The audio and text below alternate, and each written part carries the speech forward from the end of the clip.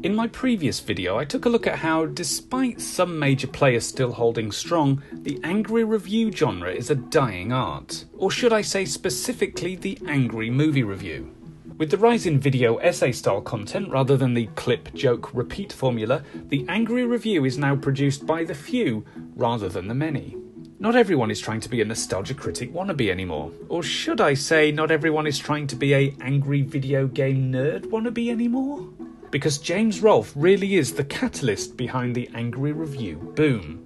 James created the AVGN 3 years before the Nostalgia Critic's first appearance, so you can pretend Doug wasn't influenced by James all you want. He totally was. I mean, it's not like Doug was the only one to be influenced by the AVGN. We all know about the Irate Gamer and how literally he took his inspiration. I previously mentioned in my Art of the Angry Review video that people were happy to have the same thing over and over.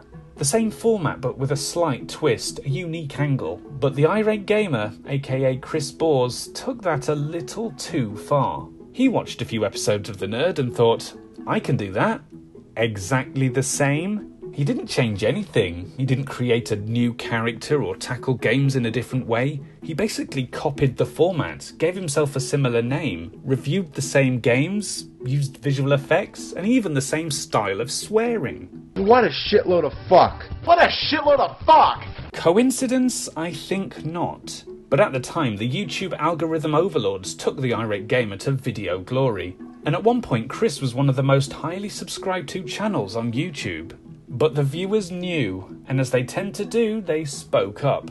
The Irate Gamer, despite attempts to reboot the show, hasn't stuck around. Whilst the OG Angry Game Reviewer is still going strong, albeit with longer breaks in between episodes, Chris threw in the towel to dedicate his time to his other passions, ripping off shows such as Most Haunted.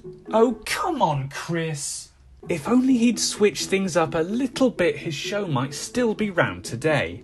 Even if he hadn't taken direct quotes from the AVGN episodes, he would have still been in with a good chance. He may not have done it on purpose, but it was a step too far. It would have been like if I started every review saying, "Hello, I'm the sequel critic. I watch it so you don't have to." Just put in a little bit of effort to make things different, like these guys. And these are just a few of the major angry gamers who are still making videos to this day and still growing their already astronomical audiences. But what is it about angry gamers that sees them continue to grow all these years later? AVGN has been angrily gaming for 15 years. And there are new angry gamers popping up regularly who also make an impact. But why? Especially when the clip, comment, repeat format of the angry movie review is seemingly a dying art. Put it this way, how many angry movie reviewers are there with more than 1 million subs? Channel Awesome, who else? Red Letter Media don't count. Neither do these, they do essay-style videos, not angry reviews. None of the other movie reviewers from Channel Awesome are anywhere near 1 million subs. Even the bigger angry reviewers like Spoonie and the Cinema Snob. But do you know who does have 1 million subs? Angry Joe. And then some. Peanut Butter Gamer even had a brief stint as a Channel Awesome producer. As a matter of fact, so did Ashens. Does he count as an angry reviewer? He sometimes reviews games, but not very angrily. I don't think I've ever seen Stuart mad in my life. Between 2009 and 2012, Channel Awesome built themselves quite the empire of creators. They were a hub for everything angry movie review, but the gamers pushed a little bit off to the side. In fact, in 2010, Channel Awesome launched Blistered Thumbs, their own gaming website, and in charge was Angry Joe himself. But the site didn't get the love or the budget that it needed, so in 2014 it quietly shut down. Channel Awesome also created Bar Fiesta, a website for people who like to drink around the Chicago area. Maybe they were trying to put their finger in too many pies. Meanwhile, to a degree AVGN, but more so Normal Boots and all these other channels focused their efforts on one thing: games. And they built themselves a dedicated audience. That's not to say that angry movie reviewers haven't focused their efforts, so why aren't there multiple million sub-channels just like the NC? There are obviously some massive channels out there who focus on movies, but they're either straight reviews like Chris Stuckman or they're video essays like I Hate Everything, Nitpicks or Lindsay Ellis. So really, it's Doug. He's out there alone. Well, apart from his crew of staff, which is mostly his family and Mike Machad, the corporate overlord, sailing the angry movie reviewer dinghy alongside a cruise liner filled with angry gamers. What is it? Why is this phenomenon happening? I mean, really? People may have just got bored of angry movie reviews. There's only so much you can say, so much insight you can give when you're restricted by the same old format. And movies themselves generally stick to a format as well. You'll have a beginning, a middle, and an end. You'll have a main character going on a journey, whether it's romantic, action, comedic. By the end, they will have changed or grown. What happens in a movie is always different, but because of this three-act structure, we can stick to a tried and tested review format which has been going since the early days of the Nostalgia Critic. But video games aren't like that. They're not held back by a recognised structure.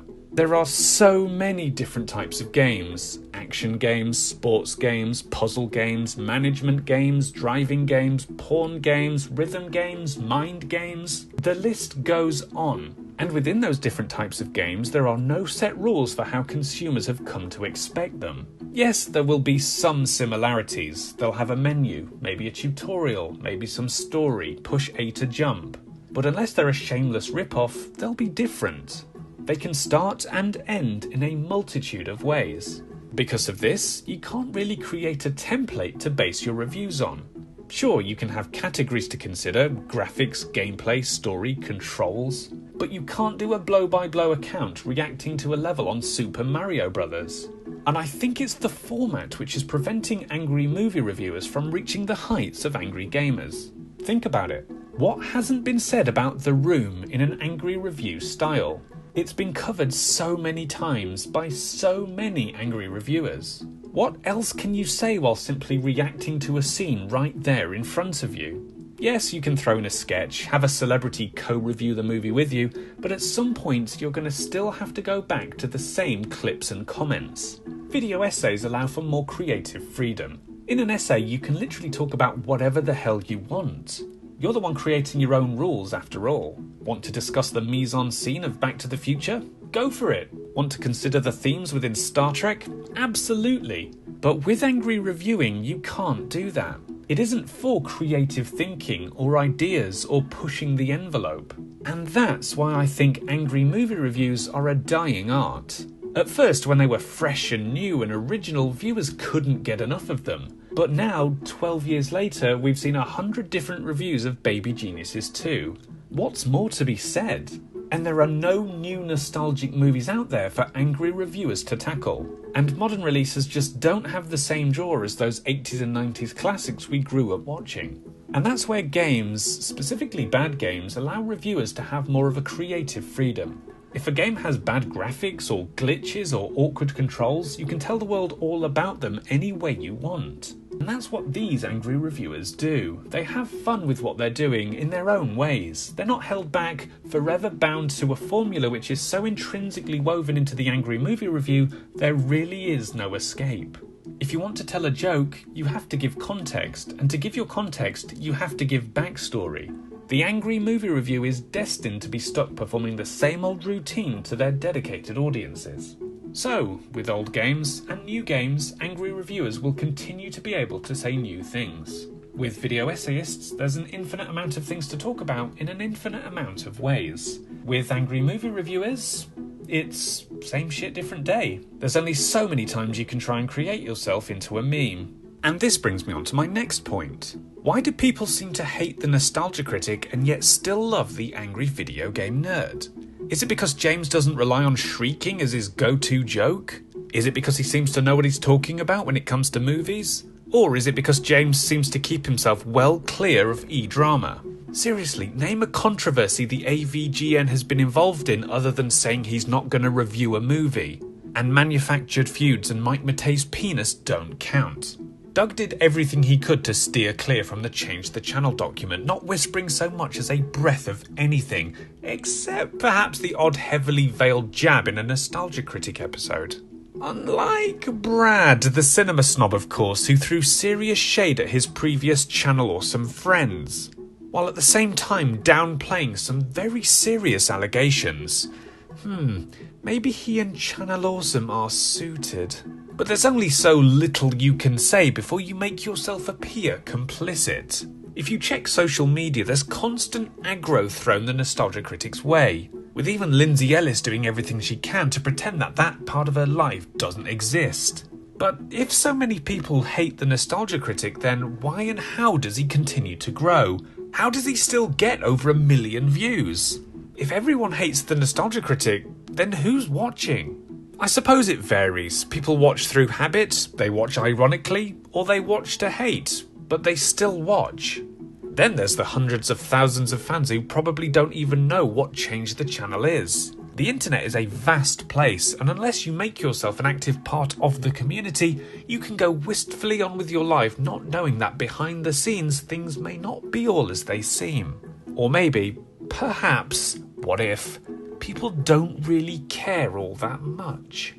Who knows, maybe the Angry Movie Review will have a resurgence, and audiences will flock to them, unable to wait to hear what they have to say about The Wicker Man. But until that happens, the gamers will hold on to their title as the kings of the angry reviewers. Let's just hope there's no more drama, no more heartache, and no more secrets lurking at the back of any closets. Thank you so much for watching. If you've been enjoying this series, then please do subscribe to the channel. There may be some more to come in the near future. Let's see. But until then, smash that like button.